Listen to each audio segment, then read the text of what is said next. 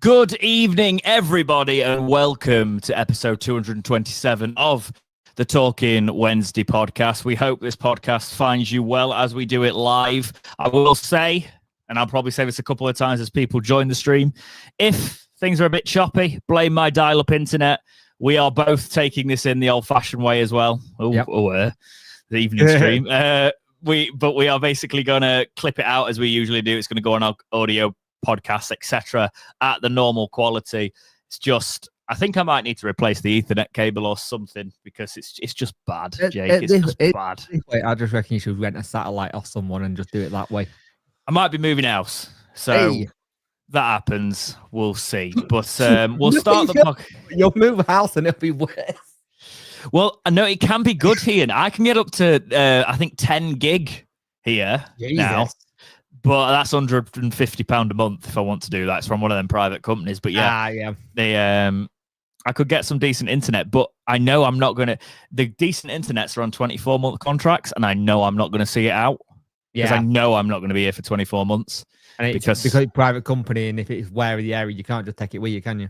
Yeah, it's a pain in the arse. It's a pain in the arse. But before we start the podcast, and as people filter in, and we've got we've got so much to talk about today.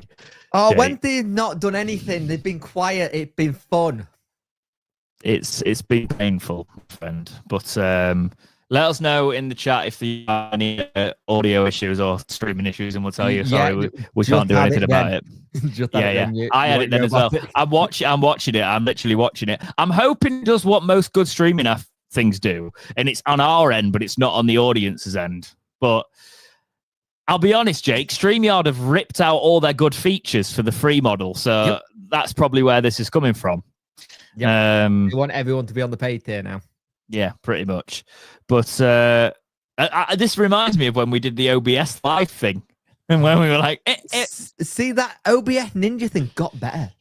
I kind of want to have it revisit it, but it's awkward at the same time. I mean, I could have a look at it. We could have a look at it. We could do like some dummy streams, etc. See what it's like under pressure. Because I had some really nice setups for that. I had all the Talking Wednesday graphics and everything. But yes, this is the Talking Wednesday podcast. But before we talk Wednesday and have a therapy session for an hour or however long we're going to go for, but yes, we're going to get all of you guys involved with your questions as we go through the podcast. We are going to dump questions at the end and basically do a question section. But if something is relevant to the topic we're talking about, then we might do some pitch-ins, but just don't get offended if we don't read your comments during the podcast, like sections, if it's not necessarily relevant, because we are going to keep the flow of a normal podcast that we usually do. But with you guys here, we will try and remember to put a community post up again, but time and life is getting in the way at times.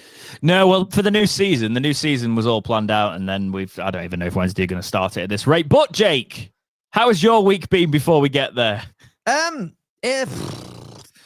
up to the holidays, so it's been getting everything ready. I'm having I play referee all day. This might as well be a black and white WWE referee shirt. It's just been mental. We found out my little one can pick his sitter up and hurler quite well, like really well. So that's fun. But it's been an odd couple of weeks. This is my first time back on since we haven't put dog down. So it still feels very odd in the house and very quiet. I found where he stored all his food, the little sod. I keep finding like little pockets of places in the house where he's been hiding things. And so I keep finding it and going, right, that needs to go there.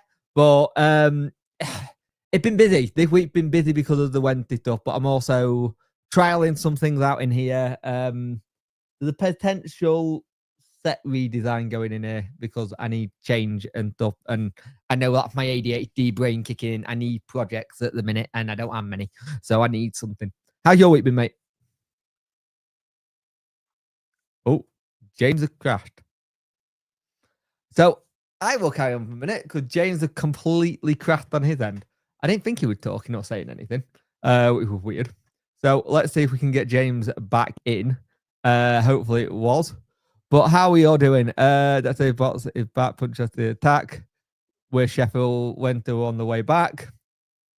I think James had solo punk stream. Looking that way, isn't it? Evening D. That Ethernet cable is absolutely buggered.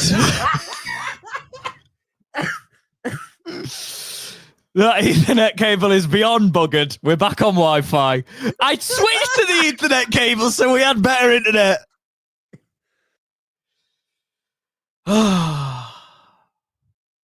I just could see a blank expression in your face. I'm like, he's not there.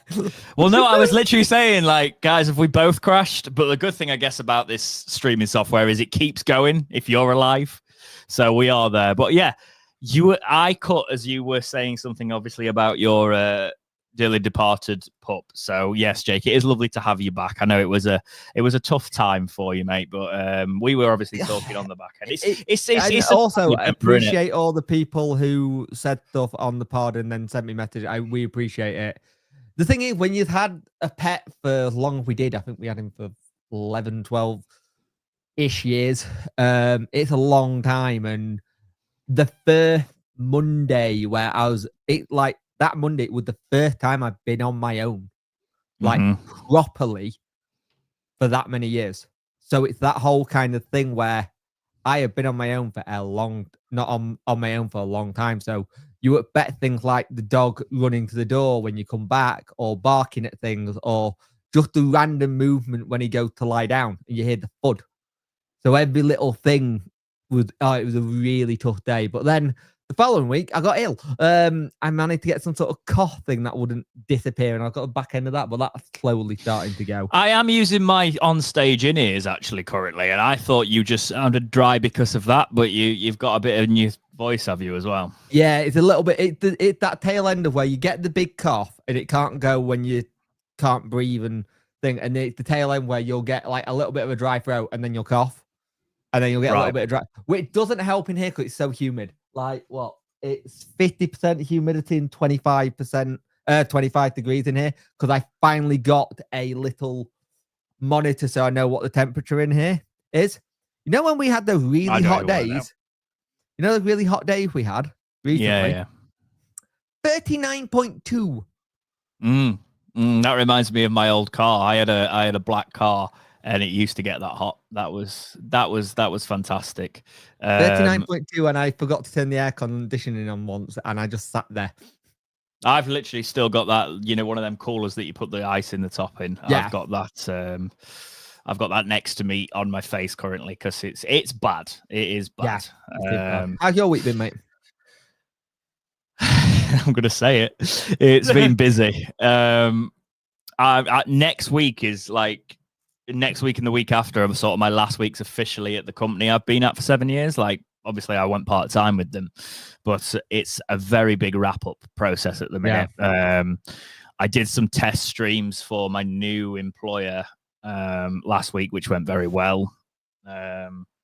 So, yeah, it's an exciting project that when I move into that, it's going to be a lot of fun to do. Things on the horizon. It's just a case of getting the transition done, because I start in August, so it's a case of I run straight from July into this. So it's just pensions and things like that. Yeah. I think the fun adult thing is I'm sorting out my pension. Adult stuff. Signing non-competes, all that, etc. Doing all of that sort of stuff. Also, just a reminder, can I work out in the chat? You ain't having this back, mate. This is staying here now. Yeah. He won't even watch the episode. He'll have got to watch the Wednesday week or something, but he won't watch that episode.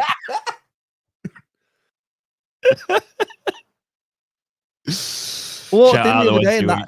That scared the living hell out of me. I put it under a light by accident, and I just walked in, and it was just there.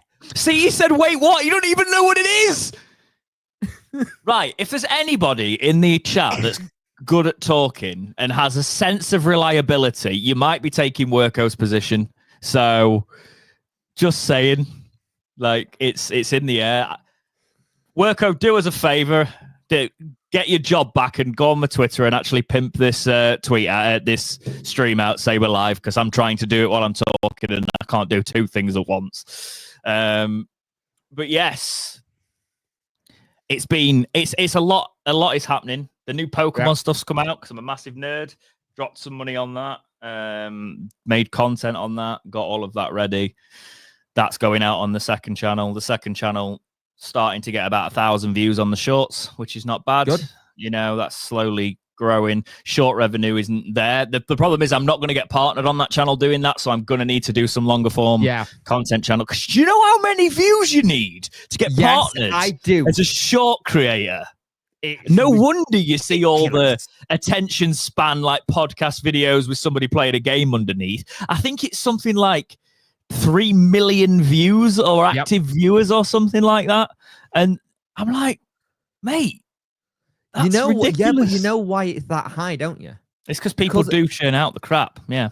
They turn out the crap, but it's also the doom scrolling. Because somebody will literally just go along and just watch loads of shorts. And that's it. Yeah. Shorts and reels and all that lot are all just doom scroll. We need a bit of an attention fix now. Here it is. And it works, but like I think one of my shorts the other day, I looked at my analytics, went, you then 50p. I was like, brill. Looked at how many it got, like, wow. Really? Well, no, here's the thing. You see, this is the thing. This is why I know I'm going down the right line in shorts. That short I made on the Wednesday kit the other day, the last comment on that was a guy going, you look like Pretty Woman. So there we go. You know, like I'm clearly doing something right. But yeah, I've tried to I did that video, and honestly, that video when obviously the players left and it had been a week and I'd been talking to you, doing bits and stuff like that, I just watched myself have a bit of a breakdown as I was editing it, because I just like the amount of like and just staring at the camera I had to cut out while my brain was processing the crap that was going on at our club. But yeah, I guess we've got to start talking about it, Jake. Sadly, yes.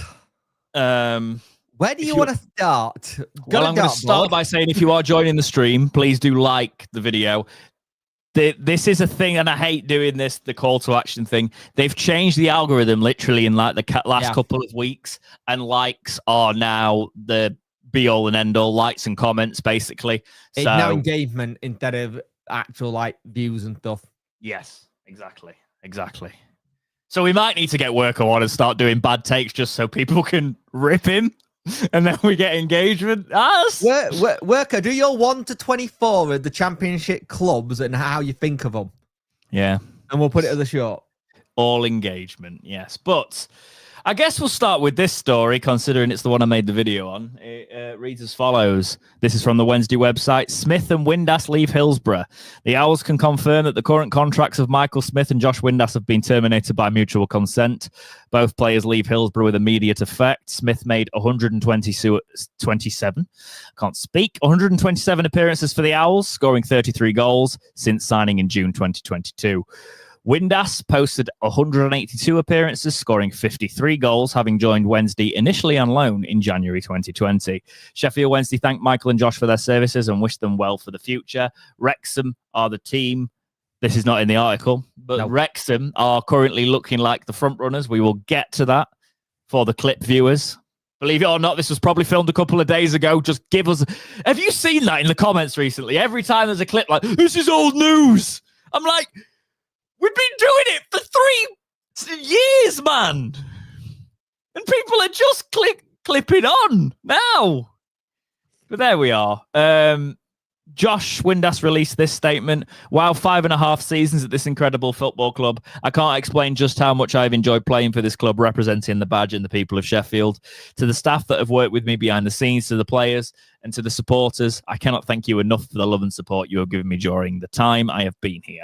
I can categorically tell you without any hesitation that I have given 100% in every single day in training session. That's a typo. That caught me when I was doing the video. And at every game. My goal is always to give supporters moments to remember when they go home from a game. And that hopefully is what I have done. And I hope you remember me that way. I will never, ever forget Sheffield Wednesday. And thank you. And I am sure to be a fan for life. Thank you again. And hopefully I'll see you again soon. Smith wrote the following. Owls, I just wanted to say from the bottom of my heart, thank you from the bottom of my heart to every single one of you for the support I have received over the last 3 years. Hillsborough has felt like home for me and my family, all thanks to you. Having my daughters belt out Hi-Ho Sheffield Wednesday on match days and to walk out with them on the last home game meant everything to me. We shared some unbelievable memories together, and that will honestly last a lifetime. To the staff and the players who I've had the pleasure of getting to know personally and build friendships with, thank you for everything. I wish you all the best for the future. Your club has and always will be about the fans. Smudge. I had to finish that properly, read that properly, because another shot at chance area there. And it looks like Smith's going to Preston. So looks like it's pretty close to being sealed and done. So it means Preston or Sheffield Wednesday be this year. I haven't spoken to you too much about Windass and Smith, and we haven't obviously talked about it together. So apart from my meltdown, what is your take on this? The way it's happened and the way we've done about it annoys me, because it's a lot of money walking out the door, especially when you look at Smith had offers last December for Derby. You had Josh, who's had multiple offers over the many seasons that he'd been here, where we could have got something for him. The thing with Josh is, this is the thing that you have to look and take quite well. This is the longest he's been at any other club.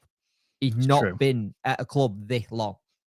And I think that says a lot about what it was like when he first came in. I remember the interview we first did. It was like, I walked into dressing room and everyone just was like, how you doing, Josh? It felt like I was home already.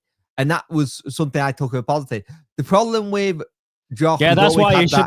That's why you should throw your toys out the pram and leave us when we're in the crap. I agree with that. Yeah. I'm being a bit facetious there. I'm not going to lie. But still... But the thing is, but at the same time, you've got to think of it another way. People want to get paid.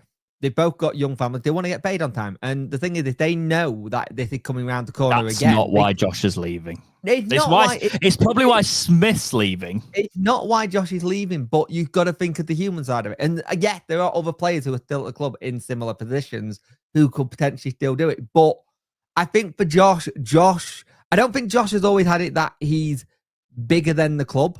I think Josh's ambition is to play somewhere else than Wednesday. And it's always been that. Wednesday was always like not the stepping stone, but if I do well here, I'll get another good move here.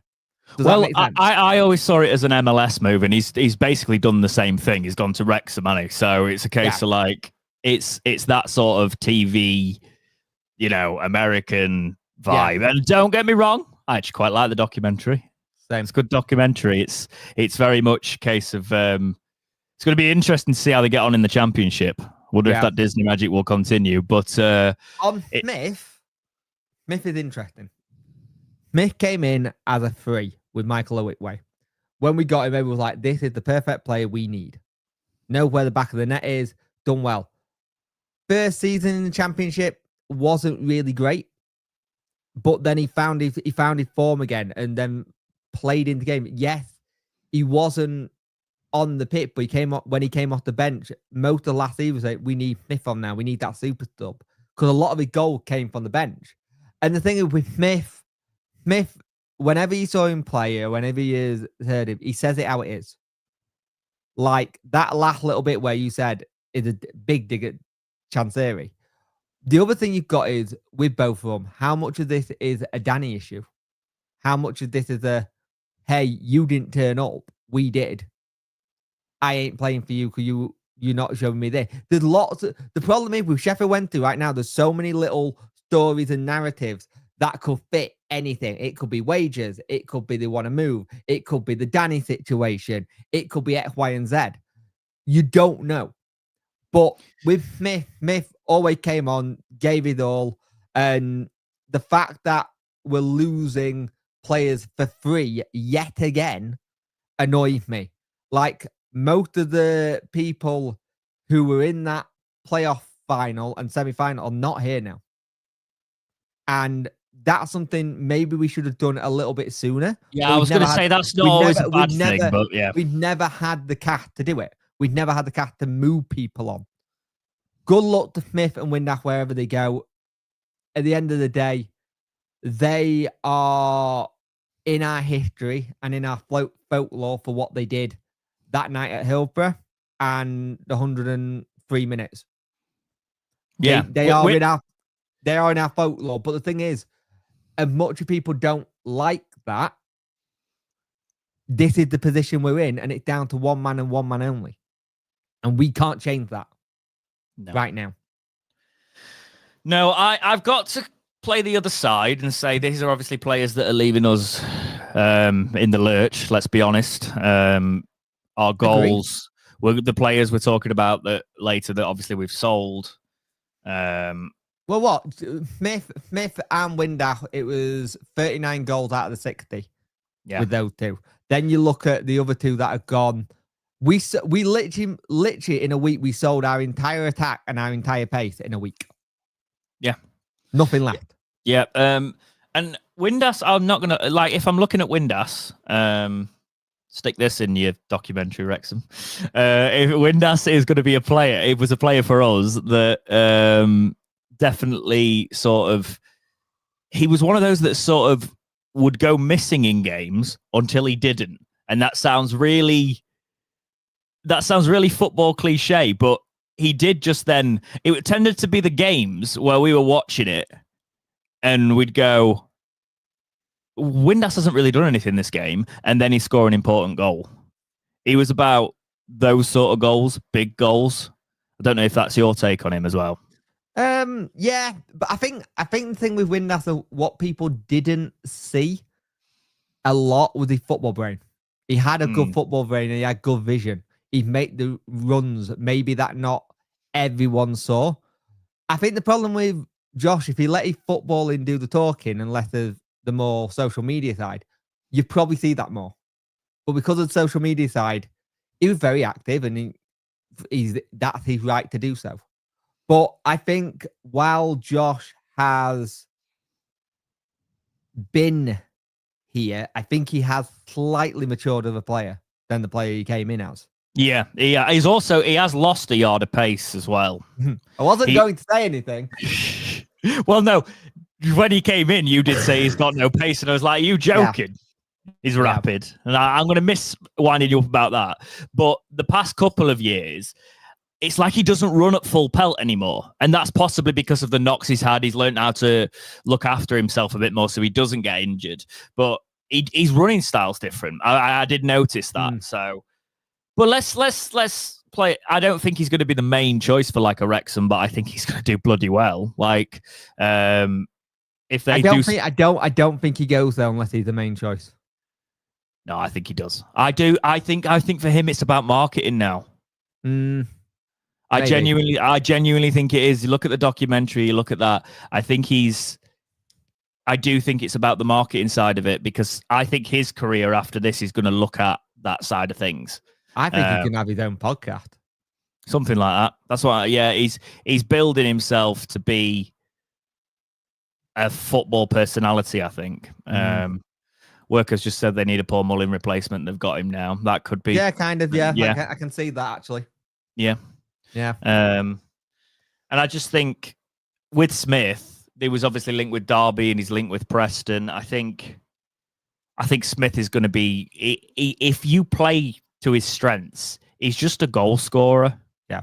You know, I don't think he offers some good link-up play, but I don't think like he's your. I think you got to look at his link-up play though. Is his link-up play very much?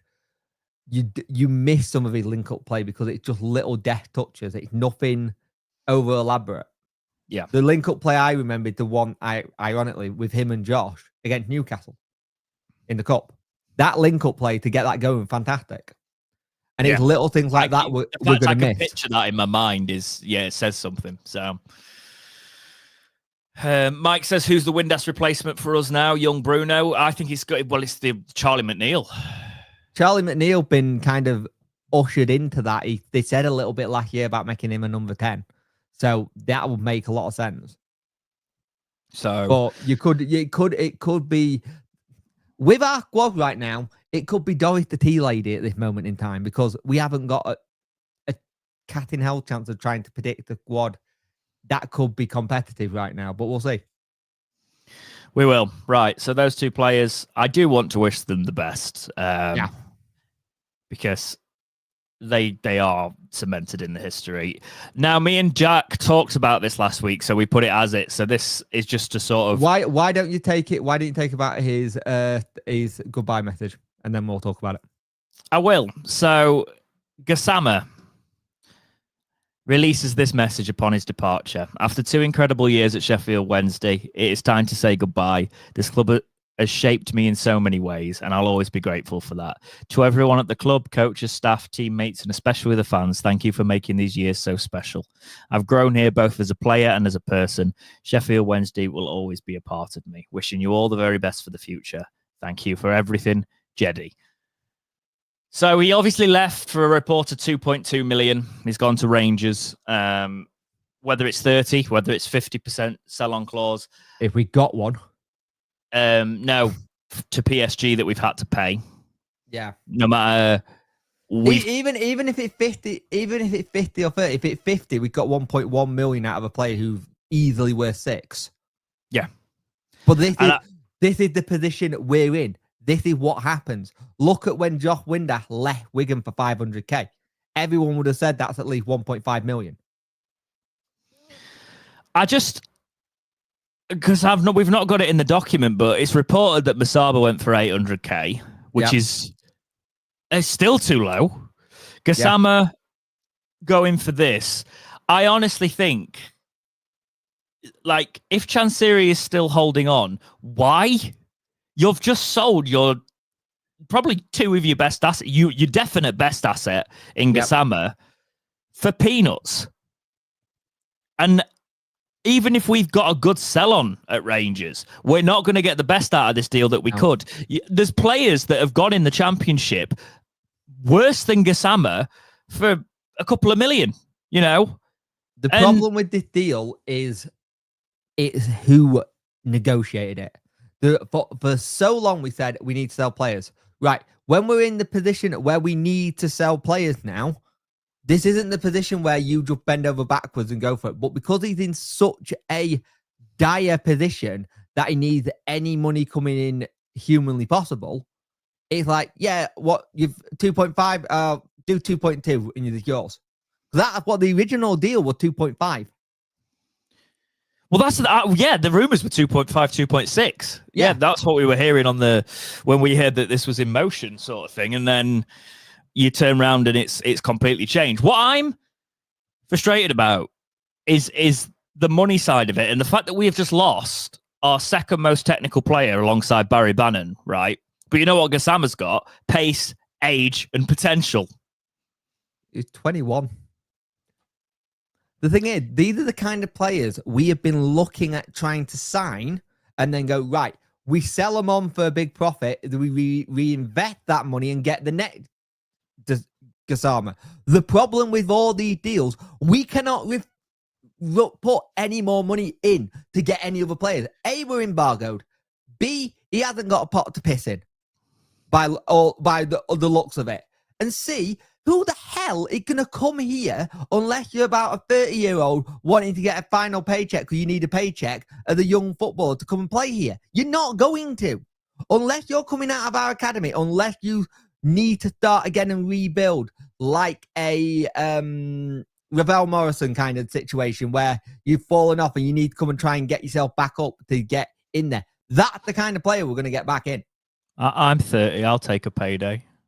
I can't really play football, but no. But the moment you don't get paid, you'll be walking out anyway. Yeah.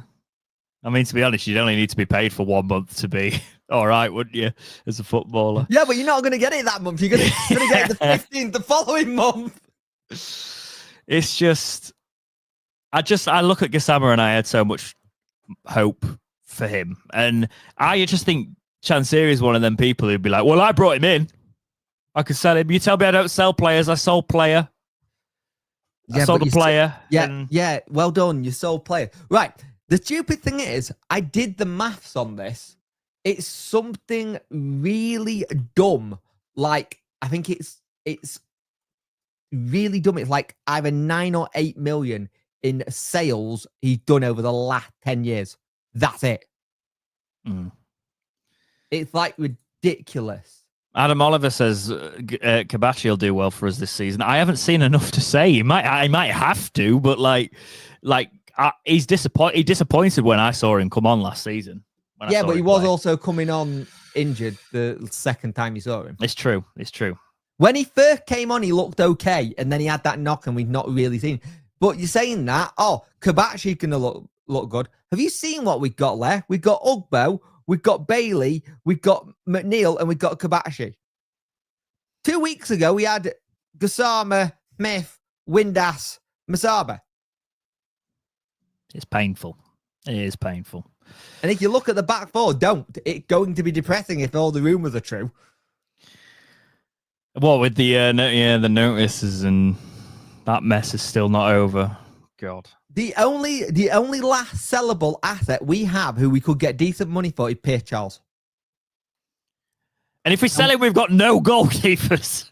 No. If we sell him, we're going to have to get the under-21, which is Killian Barrett and Logan Stretch, which I kind of want to have Logan Stretch in because I just like the idea of the goalkeeper name being Stretch. Yeah, Stretch. That's quite good. Check the good news. The good news keeps on coming. This is from the Yorkshire Post. Claims Sheffield Wednesday have lined up Danny Rull's replacement with manager's future still uncertain. Danny Rull's Sheffield Wednesday future remains in doubt despite his attempts to repair relations with his players, with reports Henrik Pedersen has been offered the manager's job. Rull and Pedersen are the only senior first-team coaches under contract at Hillsborough after the Germans' backroom staff saw their contracts expire at the end of June. Rull's relationship with Deshvan Chansiri publicly disintegrated in December-January, with both parties admitting the lines of communication have broken down in the new year transfer window. Since April, Rull has made it clear he wanted to leave, and even before that was heavily linked with a variety of jobs. However, a high compensation package due to any club that took him, other alternatives, and perhaps the way Rull conducted himself trying to engineer a move has kept him at the club where he signed a, quote, long-term contract last summer. In keeping with the opaque way the Owls are run, the length of has never been confirmed, but is believed to run until 2027. Wait, so what? This Rules, you know what it was? It was it is 2027. I don't know. Yeah, that was. I might be really tired, but even I can realise that dyslexic as I am, that doesn't make sense. Yeah, but I'll carry on later on to the article. It says it's a long one, so yeah.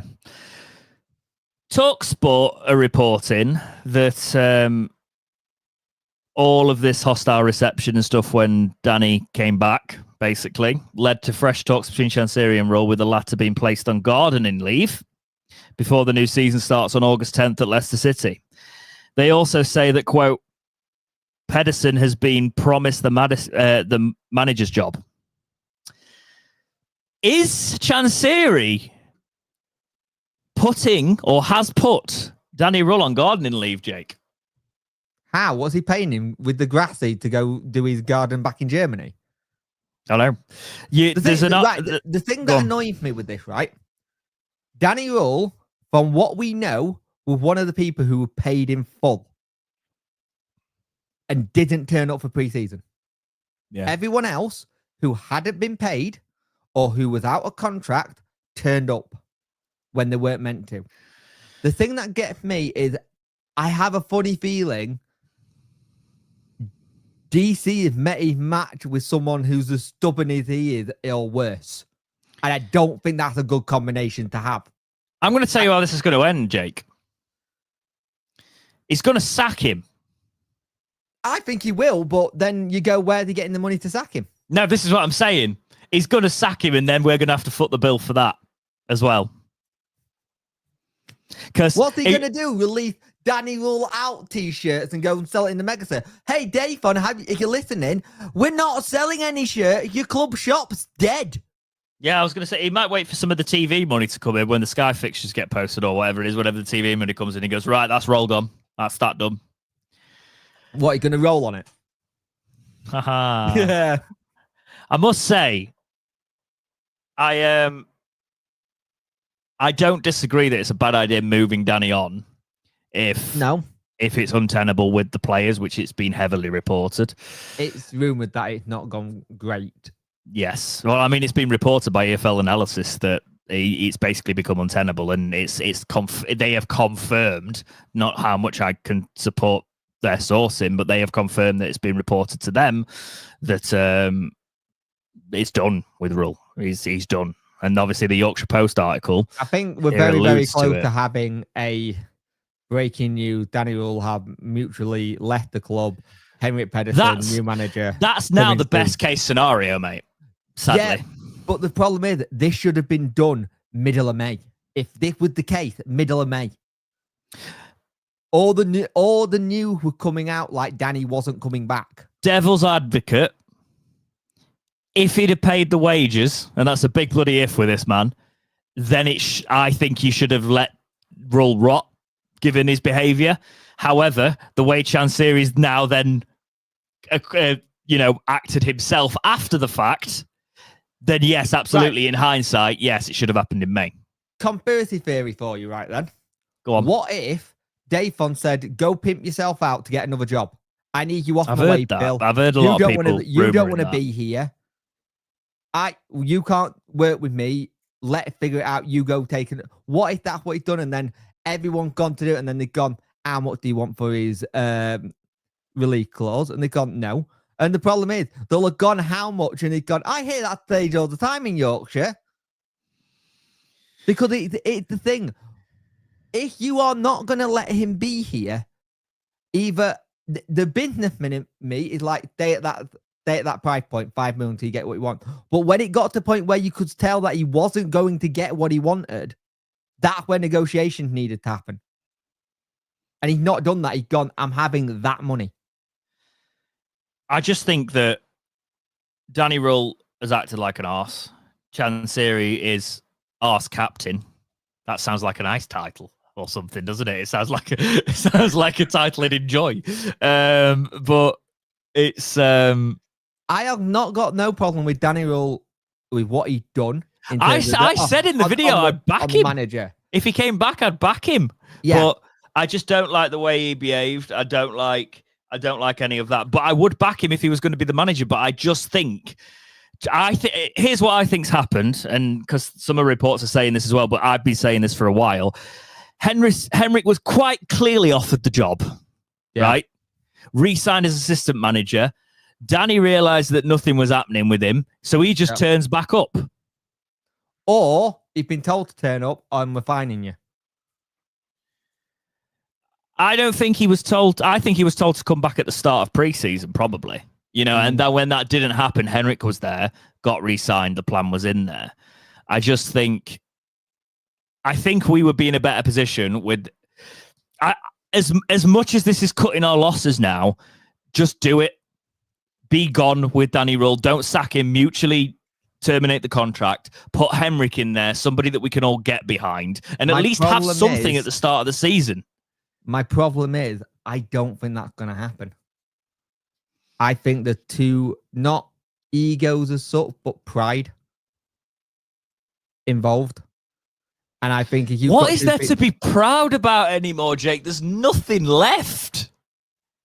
There isn't, but he's still hanging on to the club. And for whatever reason, Danny's still here. He either wants a payout, which obviously no, we can't afford. The only thing you can think of, and this is realistically in my head, he knows the wave bill is going to be dramatically lower at the end of this month. Is he holding on because he knows DC might have a little bit extra cash to go, right, go on, go. DC's not got any cash. The wave bill is going to be lower, whatever he's going to pay.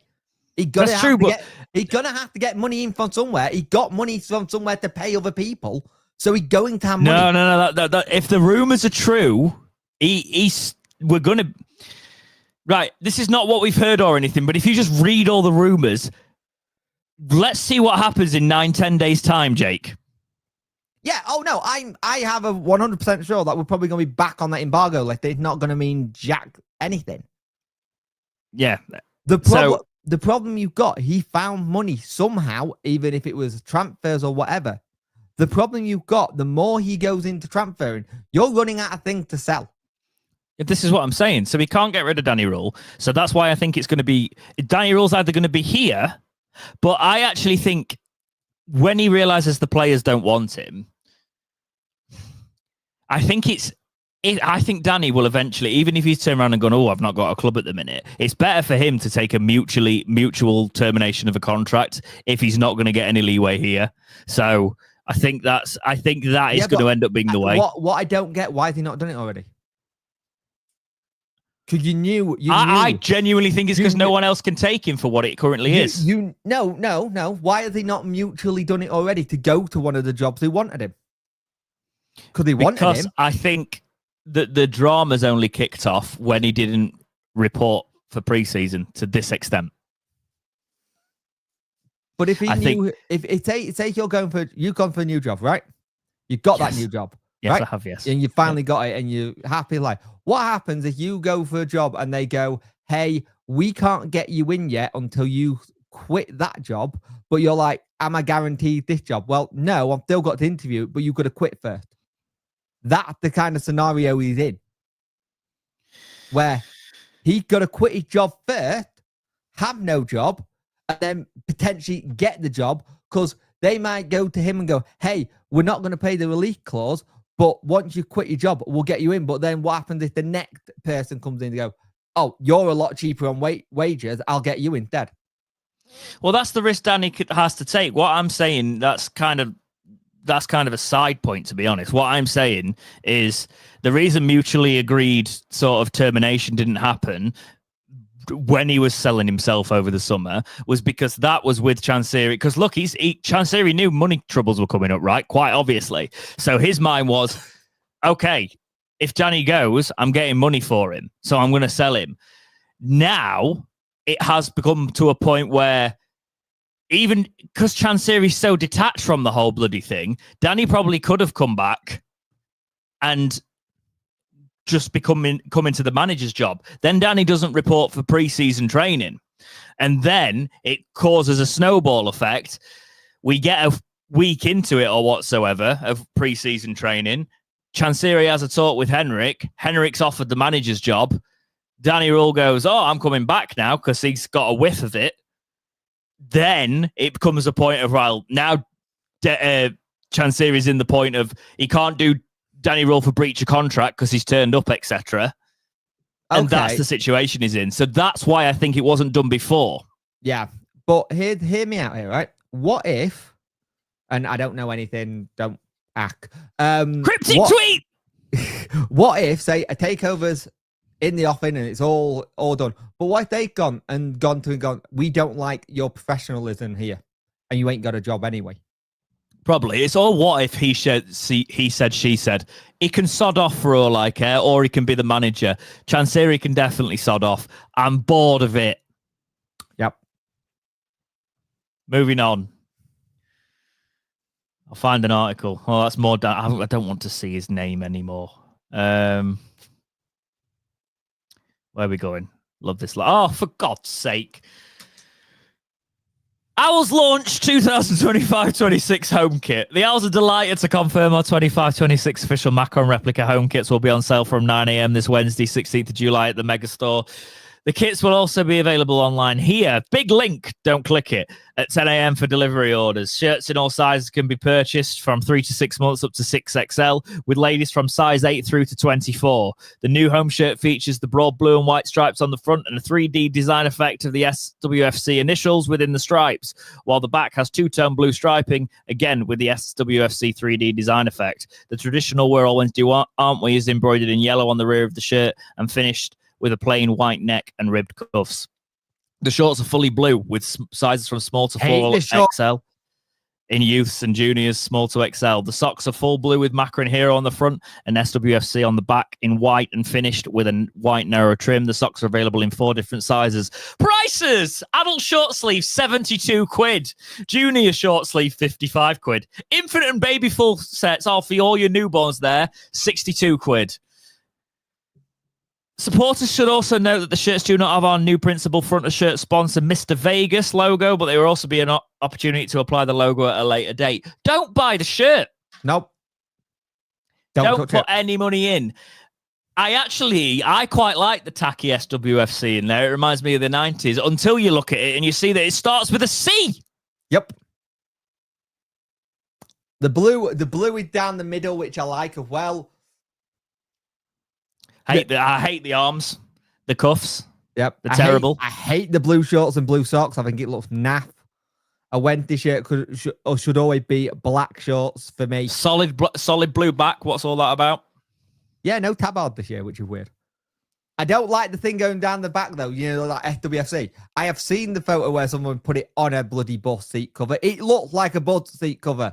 Yeah. It's.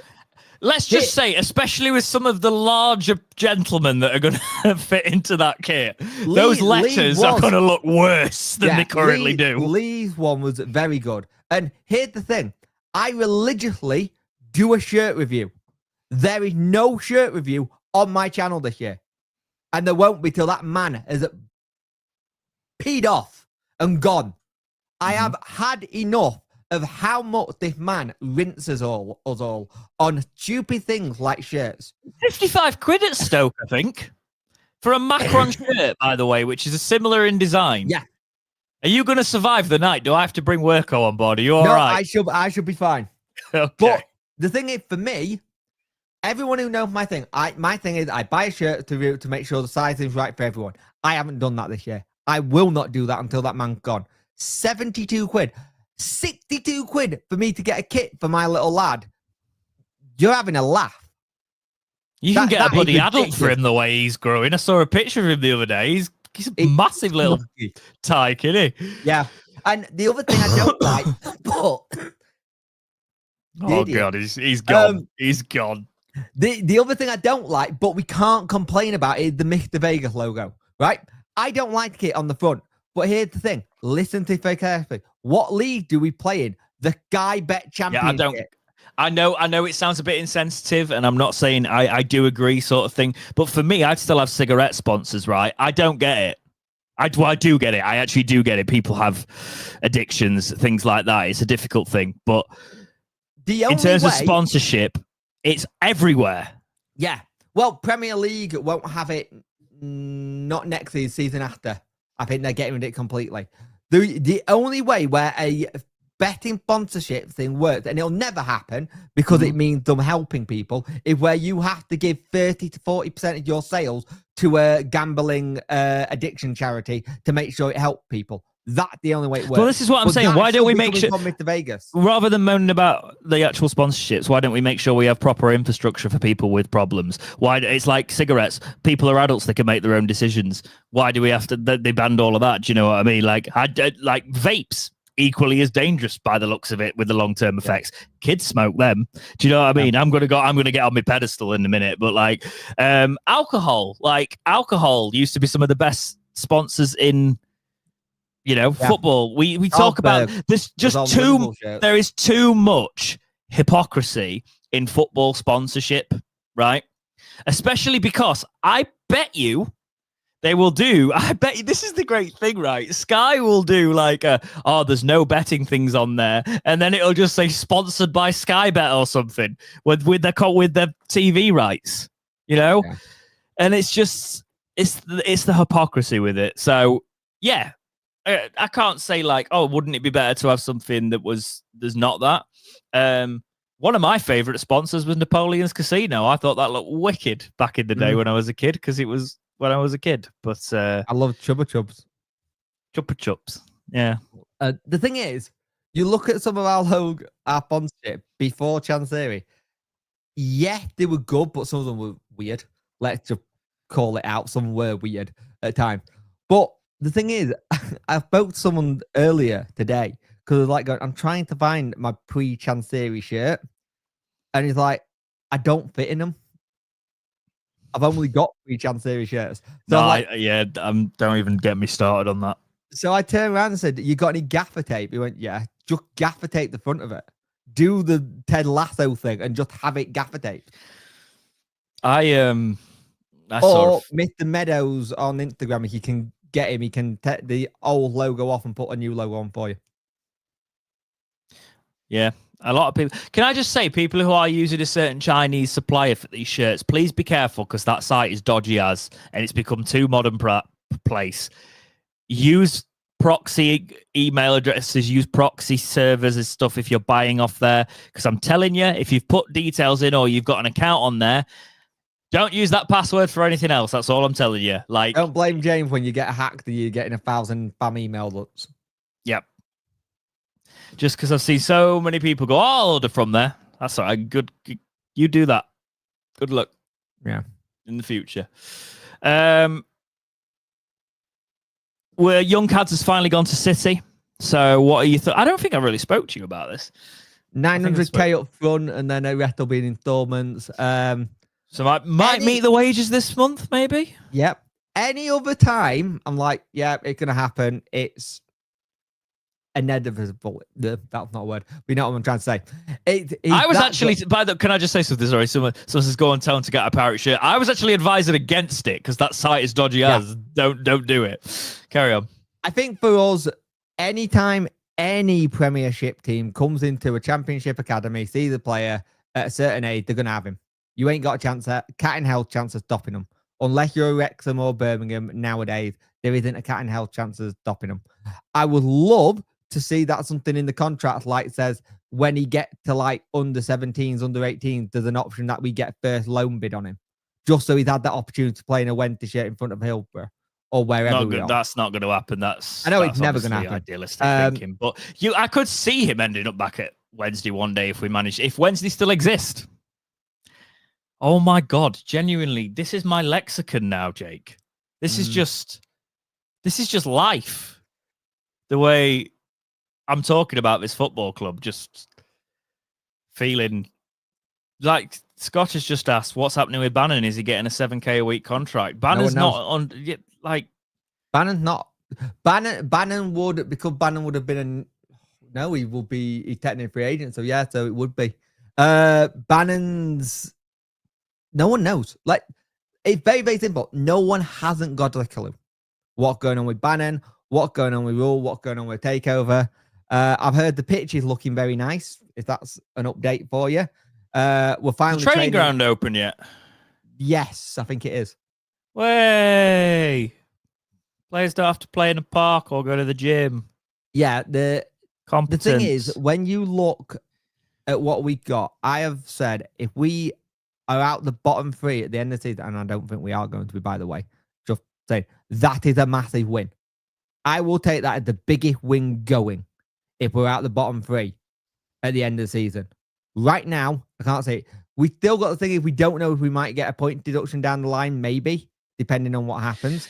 You've got to feel something's coming, surely. Like, surely you can't be this incompetent and not get punished by the league. The thing is, the problem when you say something like that, surely you feel like something coming. It feels like you just told me, keep standing there in the road, Jake, the light coming closer and closer towards you. The thing is,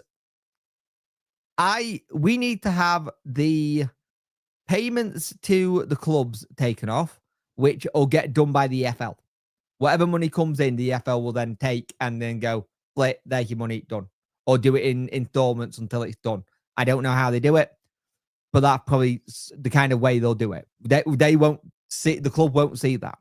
Once you get the transfer embargo lifted, you have the wage cap lifted, but you still got to be the professional standards player thing. So you still got to have that. The transfer window ban. Good luck with that. That could get lifted. I don't. Could get appealed. I reckon it could get appealed to one window if we get a new owner. New owner, yes. But the thing is, also, I will say this as well. With the whole takeover things, it is better if it's quiet and we haven't heard anything than lots of people talking about it. Because if people are talking about it, it means people have broke NDAs. Or people have said stuff. 9 times out of 10, you don't even find out who the person is until it's done or with the FL. Well, here's the thing. Like, let's just be honest. Let's say what all the rumors we are. That American guy that's worth like 11 billion or something. We have not heard that deal is off. No. I don't think anyone has heard that deal is off. No, I think people have heard that the Italian chance that was not happening. Right. Yeah, that isn't the deal that's potentially fallen through. So let's talk. Actually, let's skip to that topic and we'll go back. So there's been an article this week that the Sheffield Wednesday takeover is off. So this is from the Star. Sheffield Wednesday future up in the air as a proposed takeover deal falls by the wayside. The Star reports this: the future of the Sheffield Wednesday. Jesus Christ, my brain. The future of Sheffield Wednesday Football Club remains very much up in the air just a few weeks before the season starts. Wednesday are enduring a very turbulent summer that has consisted of embargoes, a 3-window fee restriction, managerial confusion, and talk of a potential takeover, all on top of the ongoing financial debacle engulfing the club. There was a sense last week that there might be some light at the end of the tunnel, with BBC Radio Sheffield reporting that, quote, an agreement had been reached with at least one prospective buyer for Sheffield Wednesday. End quote. While this publication understands that an offer deemed acceptable by Des Franchanseri had been submitted, it is understood that it was suggested to key figures at the club that a sale was drawing closer, so much that the brakes were put on with regards to Jedi Gassama's move to Rangers, with the potential new owners eager to try and make sure he remained a Wednesday player.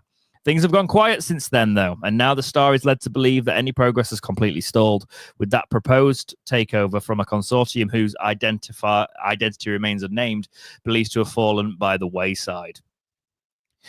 It's the latest twist in the tale at Hillsborough, and today's report comes the day after the club managed to pay up the money that was owed to all of their players and staff, with funds that are believed to have come through the sale of Gassama, which ultimately ended up going through. The reasons for the collapse of the deal are unknown at this stage, but the Star understands that there remains a number of parties interested in taking control of the club from Des Franchanseri, who is now willing to sell, quote, to the right people with the right credentials, end quote. What a man to be put in. What a man to be making those decisions, eh? Wednesday may have settled the debts to the players and staff, but it remains to be seen whether that will extend to the money owed to the HMRC, which looks like it's been been paid today. Yep. So that's old news. I reckon this consortium, if I'm going to take a wild guess, and this is not, he knows something and he's not saying, I reckon this was a Textor consortium that stalled. Would be my punt. Maybe, yeah, because Textor's not doing well now. I reckon there was something in play there with Textor. Well, I know Textor was. Well, here's the thing: we only know of that name. We know Textor. We know this American guy, Tillman. No, Textor. No. Tillman's the other one. Yeah, Tillman. The one thing that started all this a couple of months ago, and it's a proposal, and we heard nothing. And granted, take it with a pinch of salt.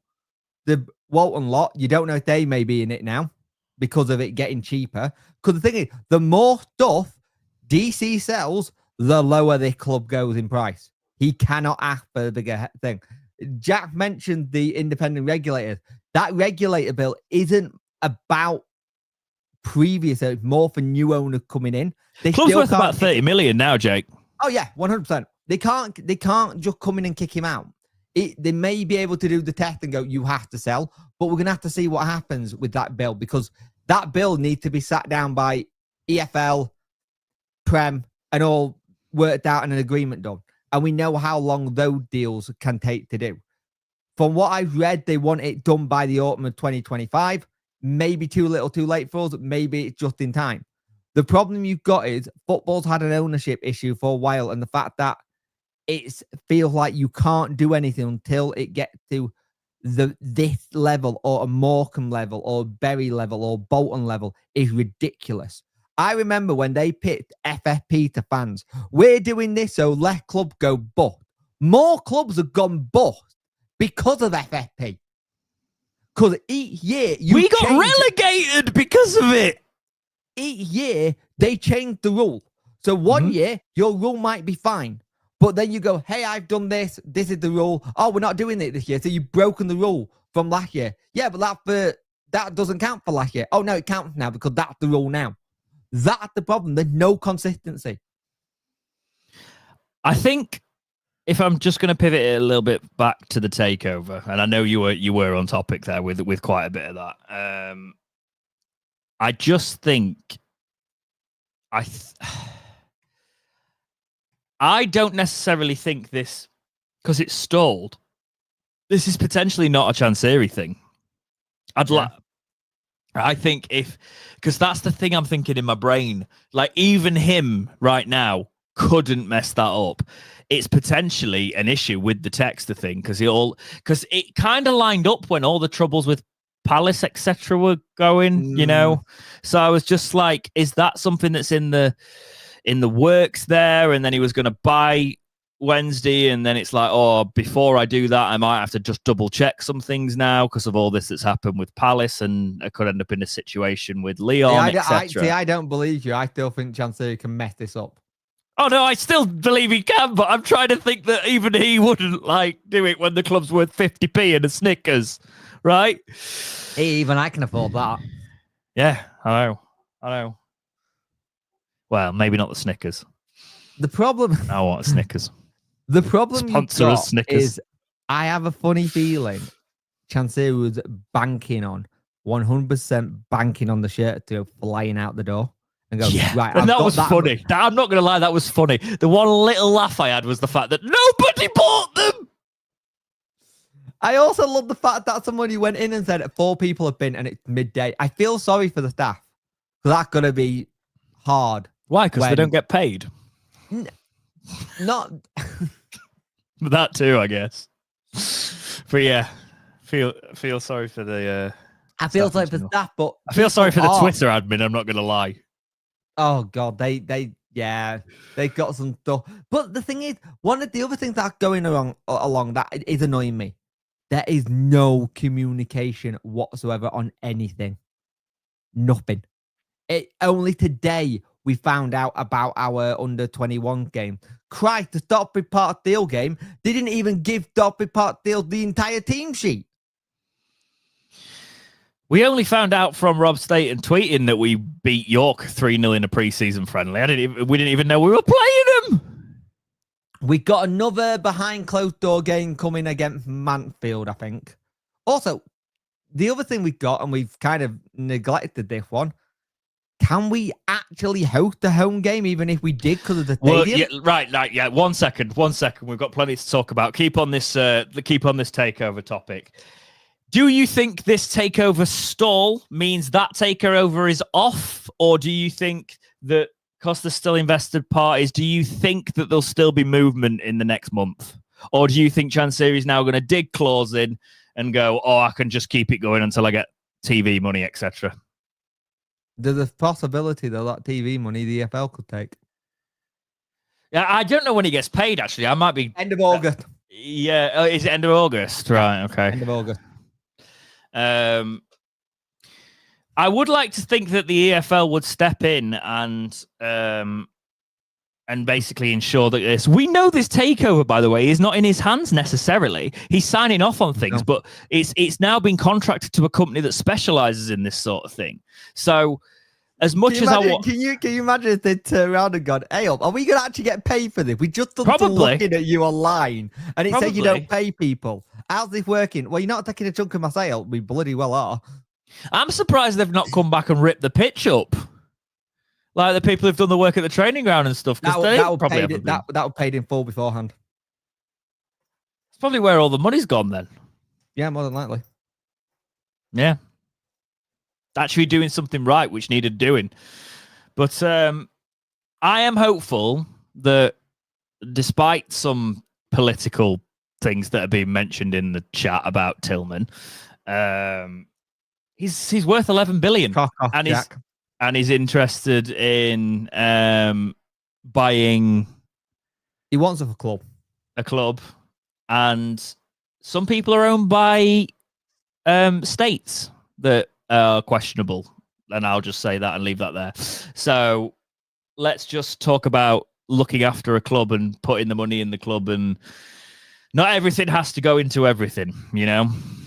If it means that our football club can be saved, I was willing to have Texter despite all the trouble, you know? I want something, man. Yeah. Because I'm tired. A lot is piling up. I don't even know what to say anymore, and that's not helpful when you're talking on the internet. I think the only other thing we can talk about for this episode is we don't. There's plenty. No, I've got more, mate. But carry on. Sorry. It's more because you look at where we're going. There is more, but we still don't know what's going on with the ground. We're out of embargo for the HMRC thing. That was going to be the next topic, right? I'm not going to read articles on it, but basically, if you look at the embargo page, the fact that we have the HMRC thing and the fee restrictions from that, that's gone. Yep. The only one that's left is the non-payment of transfer fees, the money we owe to other clubs. Yeah. What's your take on that? He pays someone somehow. God knows how. Who's lent him money? I wouldn't. Well, I think the HMRC thing is really can get quite serious, so he needed to pay that. Yeah. Again, I just question where the money come from for it. Is it come from player sales? Is it come from he found another load of money from somewhere? Oh, I know why he's done it. Actually, look at the date. The 31st of July, you'd have incurred even more fees after that because it's another window. So if he'd not done it, it's another window on the end of July. So he has to do it this month. So currently, we've got the non-payment of transfer fee, which we know in Norwich, Hull, Lee, Brighton, Southampton. Southampton, because of the loan fees. And it's rumoured to be about 4 million. Rumoured, speculated. Where the hell is he getting 4 million from? He could sell Gasami. You could have probably paid that. Anyway. If you sold him for market value, yeah. Yeah. The fee restriction is going to be there whatsoever if someone comes in, or it can be there while whatever. We can't do it about that. But the embargo one, if we get that gone, we can move a little bit forward and start trying to plan something. It has been said if the embargo gets lifted, Patterson will sign a new deal. Potential will put a new deal in front of Pato, and Pato will get a new deal to move clubs. To stay at the club, sorry. I was going to say that confused my brain a second. Pato, we should. I've been saying we need to move on from Pato. We need to move on from Windass, but I'm saying Pato, come now, we'll put you up front, man. Yep. You need someone like Pato now. Just need fighters. We need fighters. The only experience you've got in that squad is Palmer, Bannon. I mean, that's quite good experience. Let's talk about Lowe, shall we? Because that's what I've got on my screen now. Oh, I'm going insane. This podcast, each topic, you can see me going slightly more insane. This is from the Star. Contact made over Sheffield Wednesday defender as Exodius threatens to continue. A number of clubs are keeping a close eye on the situation surrounding Jan Valery, a Sheffield Wednesday. We're not talking about Lowe. I think Lowe is linked as well. This is Jan Valery. This is the other one. Lowe is linked to Preston. Yeah, we could have a situation where all our left... You remember that we had that whole thing where we didn't have any left backs or right backs? Mm-hmm. Could be happening again. So there's a number of clubs that are interested in Valery. I'm not even going to read the whole article. Basically, vultures are circling around Max Lowe and Jan Valery. You think Windass and Smith lost all our goals? Let's lose our fullbacks, shall we? You're missing one, though. Well... Charles has been in the reports of being... Yeah, but not over contracts things. These are more of a case of like, there's talks about like, because it's rumoured now that these are two players that submitted their notice. Yeah. So is there process for appeal? Does that mean that the players are unhappy? Can you imagine what's got the vultures Preston circling? Get Max Lowe, Jan Valery, Valentine and Smudge all in one window? Yeah. Free. Yeah.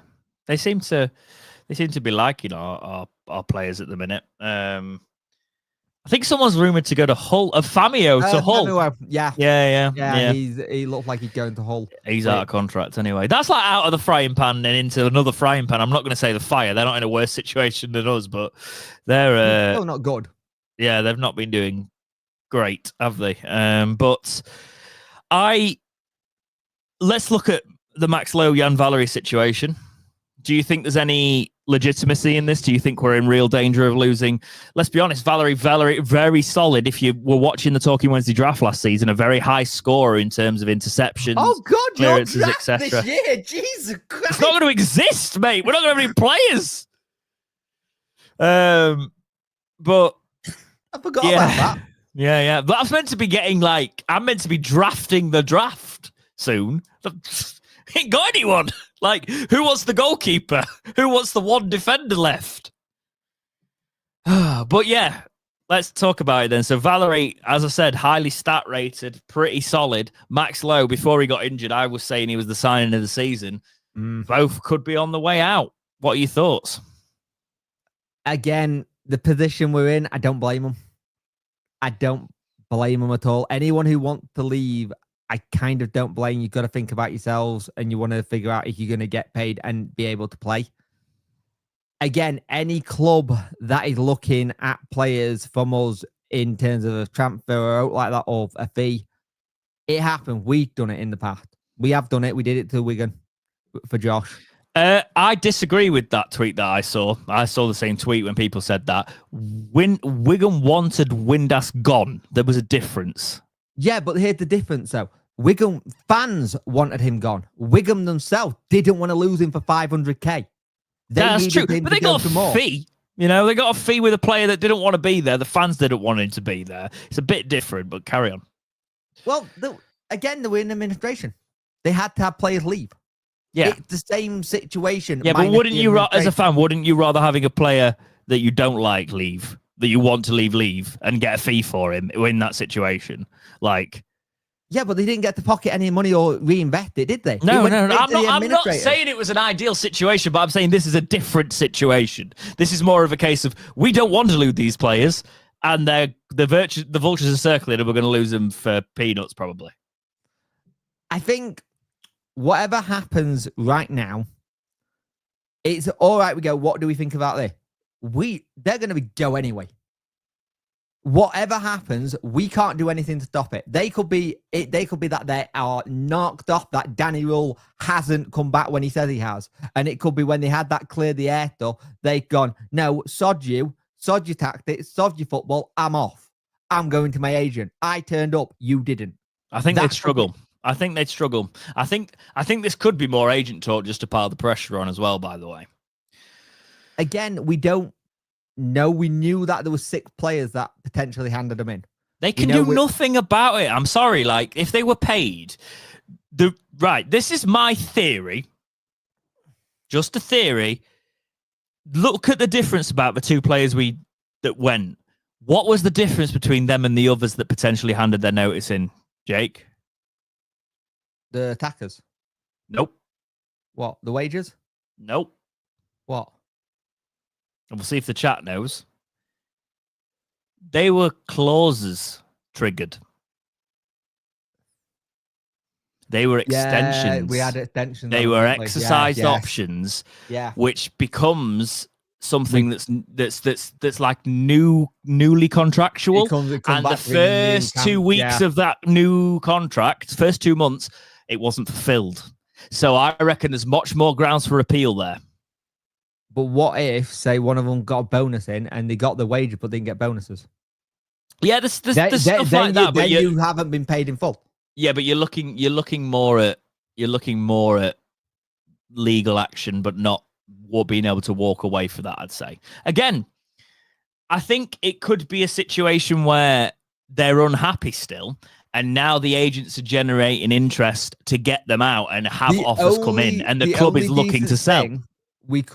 The only decent thing, we will get money for them. How much? I don't know. It's not decent at all, though. We need them. We need them. Who the bloody we're going to put Palmer at left back, right back. Who's our other? Have we got any other fullbacks? Remind me. If them 2 go. No. Because you would have put Marvin Johnson there, but he's not here anymore. Lowe, Palmer, Valerie. You would be getting someone from the under-21s. Mm-hmm. So you would be getting a Gwillier or Reece Johnson.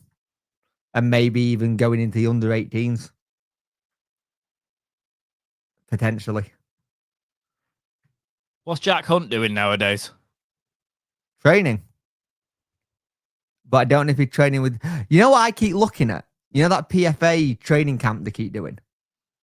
And they keep showing who's on... List. Yeah. I keep looking at that list and going, who on there could do a job? Shadipo's on there. He knows the club. It's like when... Do you know it's bad at the club? Because Adeniran signed for like a League 1, League 2 side. And I was like... Brown's on that list. Yeah. I was like... All the players that just didn't make, just players that I know I've seen kick a football might be useful at the minute. But I think Honestly, with Chansiri, he could try and fire sale, and one of these players, if not both, but I think one of them could be in the firing line. If one of them's looking to make like another million, I can see him thinking, oh, I can make wage bill and extend it a little bit longer here. I could see it happening for one of them. I can't in any right mind see it happening for both. Because at the minute, Jake, we've got 16 contracted players. We need to field 11. Yeah, I've done the maths. We've got 16. I was adding up on the club site the other day. So you added that up today?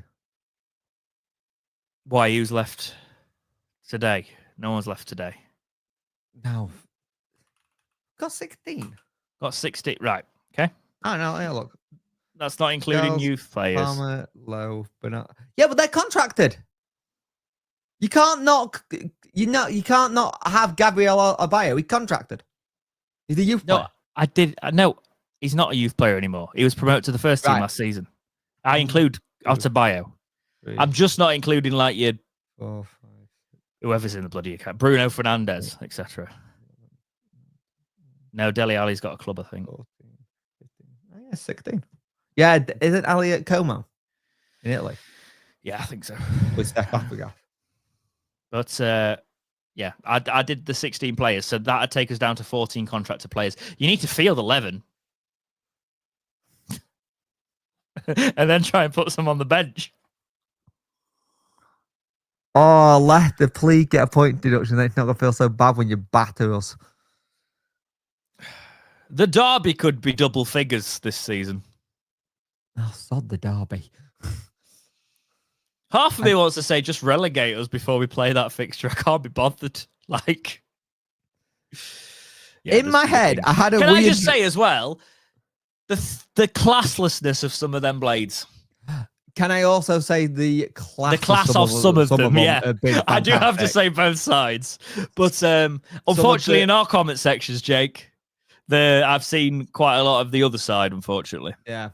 The other thing I've got, in one sense, I had a really weird dream last night, and because it was hot. But I was like, what if when they did the stupid thing where we have the completely daft thing where we haven't got any players, we've got Sheffield Wednesday get players. Brilliant. Where's they come from? It's not going to happen. But we need people in. Jake, does this mean the Jamie Vardy deal's off? What are you paying him in? Gittles? Red Bull. WKD Wicked. Oh no, he's got an energy drink company, hasn't he? That's it. That's how we're gonna do it. Yeah. But no one's ever got any of that though. It's a mess. It is a mess. The problem is people keep telling me that we are too big of a club to go bust. Which is true, but also not. We're not if he keeps us in his cold, dead hands. Hold on. Do you know something we all don't know? No. But like if he if he's gripping on, then we're not. Because eventually he has to let go. Otherwise we could. He could literally sit there and watch it fall apart. Vardy will only come to Wednesday if he can join the pod. Vardy can join the pod. That's acceptable. Fine. That's acceptable. The thing is, I think net pod. I think we need to have a look at what's in this government bill properly and just see if there's anything in there that can help. Because that did pass today. No, it didn't pass. It became law. It became an act, which means it's got the royal approval and it's very. I forgot the wording. So it's a good thing. But you have to look at it because you've got to remember, they can't just kick out owners of football clubs. No, but when something becomes lawful, there is a way that they could potentially do that. It's like when tax changes come in. If something's governance, if it's government, then you can put people in a position where it's completely untenable. What I will say is now is the time, Talking Wednesday audience, to get your topics in the chat. I will start reeling them off. As you do that, I want Jake to find the article he hasn't put in the document with us looking at that new player. We might actually have a player that's going to sign for Wednesday. Yes. I will find it. Which means I can pull up a FIFA card. No, you can't. Don't tell me he's not in the game. He's not in the game. He was only in Portugal. God's sake! Sarah's ruining my life. My window's open. I do apologise to my neighbours. There'll all be like Sunderland and Newcastle fans around here. They'll be like, what the hell is he on about? There it is. And we'll put it in the document now. Also, a really good name that I've seen online for the North Stand Welders FC. Oh, yeah. So, yeah, the North Stand's pretty much not going to get a safety certificate. So good luck for the people who've got the season tickets there. They've got a bigger issue than that. They could have a flight issue where if they haven't got that sorted or anything sorted, they could get a suit from the disabled fans, because that's where we house all the disabled fans. Wonderful. There you go. It's getting better. Thank you very much, sir. So, are you ready for some potential positive news, guys? Like the beacons. This is an exclusive from, I believe, The Star. There's Discussions ongoing as Sheffield Wednesday consider signing midfield man. Discussions are taking place at Sheffield Wednesday with regards to potentially signing a young midfielder, Mohamed Konate. The Star has previously reported that the 20-year-old was on trial with the Owls and formed part of their camp at St George's Park earlier this month. And last week, it was revealed that he'd returned to Sheffield with the team and turned out for a young Owls side in their 3-1 defeat to Stocksbridge Park Steels. I can't speak today, mate. A team sheet wasn't released, but it is understood that the likes of Ernie Weaver, Caelan Hatfield, Harry Evers, Joe Emery, Denny Oliver, Will Granger, Juna Kamwa, and George Brown all turned out in the game alongside Konate, with another trialist, Alexander Asaba, was also given a chance to impress. It's understood that conversations are now happening with regards to the young midfielder who is said to have become a free agent this summer after the expiry. I thought that said set. I can't read. I apologize, especially to the people we've clipped this out to. We are usually professional. No, we're not. After the expiration of his contract with SC Kovala.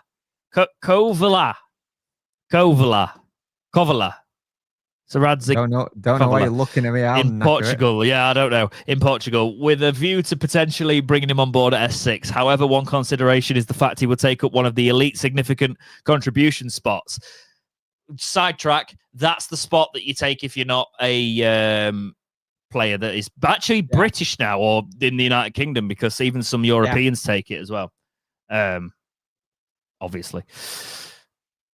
Konate joined Kovala in December, going on to play 10 teams and score twice as they managed to avoid relegation by the skin of their teeth, and reports online suggest that he signed a short-term deal with the club, meaning that he is now available as a free agent, which is helpful for Wednesday considering their current restrictions. The Owls have a very slim squad at present, following a number of exits over the summer, and as yet have been unable to make any new signings to bolster their ranks. With the season now just 3 weeks away, it's becoming an ever-growing concern that they will be nowhere near ready for the 25-26 season to get underway. But let's forget about all that negativity, Jake. A player from the third division of Portuguese football, what are you thinking?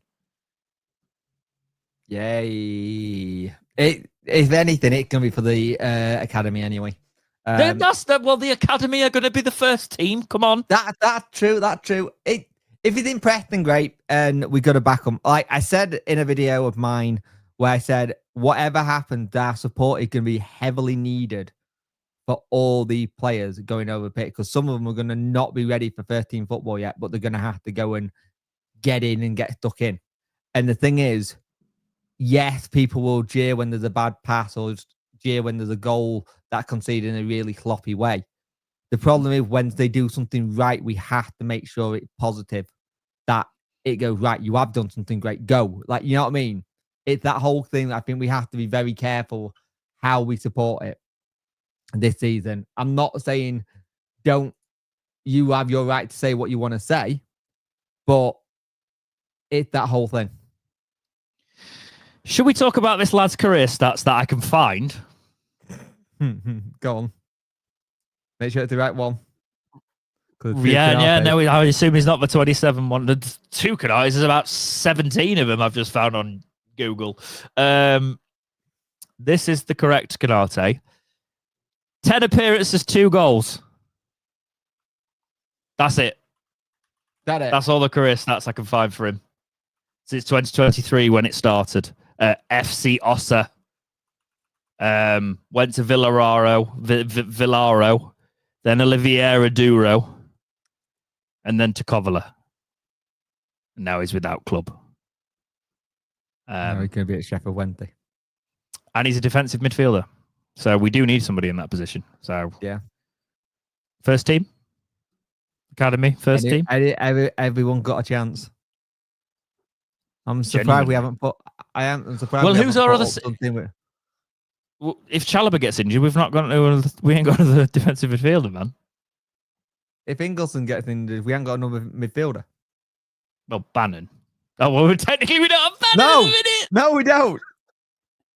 He's just there. He's just turning up. It's like he won a competition to train with the boy for the summer. And he's going to get to like the season and start. It's like, all right, I'm done now. I'm going to go, oh, really? Genuinely, like as much as we're like being obviously very jovial with this. Doing what he's doing now. Yeah, with Bannon, exactly. But I do want to say, like, this young lad, all the best, like, hopefully all the best to him. Do you know what I mean? Like, it's... Yeah. If he's coming to Wednesday, I'm going to fully back him. And we might be jovial because, oh, yeah, you're coming in this from the third year of Portuguese football. But if he does come in, it'd be fun. I hope he does absolutely fantastically, of course. It's just a case of this is the first transfer we're talking about. And it's somebody that is for the academy, but could potentially be the first team, Jake, which is just mental, horrific. It's probably going to be on 50 quid a week. Which is just brutal. But let us know what you think about him in the comments. Let's have a look, see if we've got any topics. We might not. Might go to bed at 8:30. I can just see people talking about shirt sponsors. People joking that we're going to be doing trials in Hillsborough Park. Probably. I thought that we can have them now. I mean, if you have a seizure and like lie in the middle of the goal, we can stick you in net if Charles goes. Jack, go away with that light. Do me head in.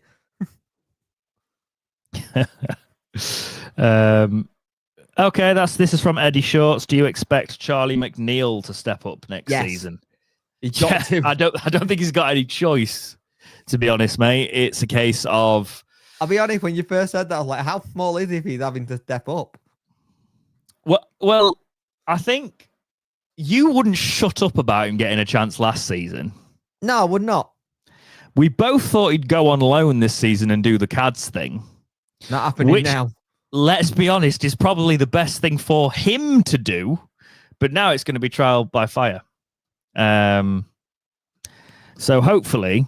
he can step up and step into them shoes. I believe it is. How does the draft going to work? We'll have no players. So the way we're going to do it is... James is going to sit there with a bottle of wine and make some fake FIFA players up and say he's going to do it that way. And then he can record footage, show us on the new game and go, oh, look, this is what we've done. And then we're all going to be like, this is like North Korea. I know what I'll do. I'll do a draft where all the players are the players that Chansiri stupidly let go for free. So all the players that they're doing now at their new clubs. That's a long list if you're going through 10 years. Exactly. There you go. That's the draft. No, Leaf Clover isn't the Portuguese third league of amateur football. No, I've never even heard of it. I don't know. Could be amateur football. Top goal scorer next season.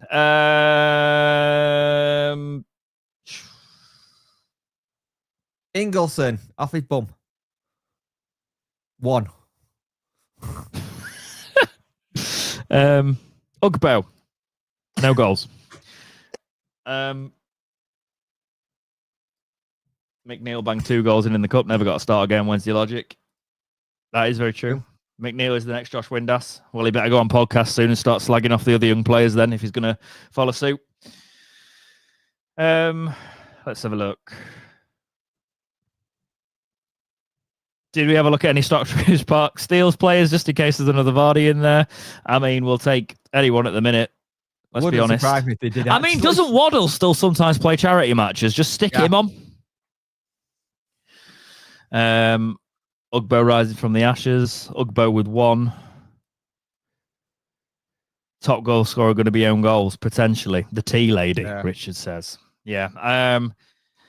I think, guys, what I kind of want to say as we come to the end of this is the reason we're doing the podcast live tonight is because we wanted to be as close to the news as possible. And they will be Talking Wednesday clips going out the next few days just to sort of fill that gap. But I'm sure I will have to sit down in front of this. I'm waiting, Jake, for the day we have to sit down and do this live again, emergency podcast, because something's happened. I keep feeling I'm on edge that it's going to happen any minute, you know.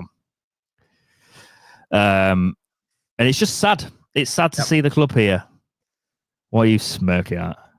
Just, I've been waiting on that for ages too, and it's just like, I'm still standing here, still sat here waiting. And the problem is, knowing both mine and your luck, we're both going to be somewhere scrambling for our emergency mic that we've taken with us because we're sat in a field somewhere. I don't know where I've put mine, Jake. Are you lucky mics? Well, I went to a mate's 30th at the weekend and I was going to take them to do the podcast this weekend. But the reason I asked you to push it to Sunday and then obviously we pushed it to Monday was because I couldn't find the temporary mics. I just think they're in a bag somewhere. I've been... So when I go back home, etc., you know, because it's a couple of hours sort of thing, it's a pain in the arse. Eddie Short says, with your luck, the stream will end and then something big is going to break. Probably. That's the way. Mr. Major says, nobody's worried. Hillsborough could be shut down. North Stand safety will be a massive thing if that is shut down. How can you keep Hillsborough open and guarantee the safety of the players? You probably can if you fence it off. The work can be done during, like it was in the Star. They said, then I think it's Joe Otten at the Sheffield Council kind of said, work can be done during fixtures. Like, not during fixture, but in between fixtures. I mean. Can you imagine? We're going for a screamer and somebody knocks off the bloody the guy off his ladder up the North Stand. Where your harness? Mr. Chansiri, that's just rope. Chansiri's like, we can't afford harnesses. Be a man. Why are you wearing a bucket hat? He said it was a hard hat. Before we end today, mate, have you got anything to add? Just look after yourself. Keep your mental health up there because it's not fun at the minute with this situation. Try and talk to people about the club if you can. If you can't, put it here. The Discord there are people if you want to talk there. That Discord exists. Use it. Yeah. And I think the thing is we got to make sure that we are as one this season, support the lads who crossed that white line, but also at the same time, I can only see people who have got season tickets going to games because they paid for it already. Because the thing is, just be careful. Jake's going to be doing some poetry reading soon as well, so buy your tickets for that because he's been a very poetic little wordsmith recently, I've noticed. I have. That's me being facetious, but I will say you've become very poetic and funnily enough, you've become decent with words. Which is good considering you can't speak. Sell your ladder. That's a good one to end on. Sell your ladder. Guys, thank you so much for joining us tonight. I'm sure we will see you again in this situation. Yep. We will do a crisis podcast, even if it's a positive crisis podcast whenever a takeover thing happens. But actually, before we go, if Danny's going to be gone, what day is he getting gone on this week? Until he's gone, we'll just pick a day. Yes. Actually, don't get in that in the chat. Get that in comments. What day is he leaving? Yeah. Get it in the comments underneath the video section for engagement, lads. It's all about the algorithm. But for now, guys, take care. I'm going to find the button that ends this now because it's all not free anymore. It's probably going to be the 30 seconds thing I have to put on again. But take care, guys. And we will see you in the next episode of Talking Wednesday. See ya.